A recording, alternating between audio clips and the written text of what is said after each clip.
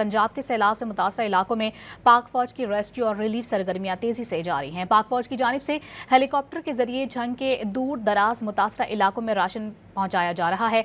झंग के मुख्तलिफ इलाकों में हेलीकॉप्टर के जरिए 2.8 टन राशन तकसीम किया गया।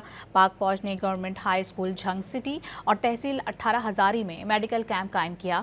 अमला मरीजों को भरपूर तिब्बी इमदाद फराहम कर रहा है। पाक फौज के जवानों ने वली मोहम्मद में कश्तियों के जरिए 45 अफराद को महफूज मकामात पर मुंतकिल भी किया। पाक फौज के जवानों ने डबकला में कश्तियों के जरिए 75 अफराद और 16 मवेशी महफूज मकामात पर मुंतकिल किए। बनहवाना के इलाके में भी 14 अफराद को महफूज मकाम पर मुंतकिल किया गया। पंजाब के सैलाब से मुतासर इलाकों में पाक फौज की रेस्क्यू और रिलीफ सरगर्मियां तेजी से जारी हैं। पाक फौज की जानिब से हेलीकॉप्टर के जरिए झंग के दूर दराज मुतासर इलाकों में राशन पहुंचाया जा रहा है। झंग के मुख्तलिफ इलाकों में हेलीकॉप्टर के जरिए 2.8 टन राशन तकसीम किया गया। पाक फौज ने government high school Jhang city और तहसील 18 हजारी में मेडिकल कैंप कायम किया।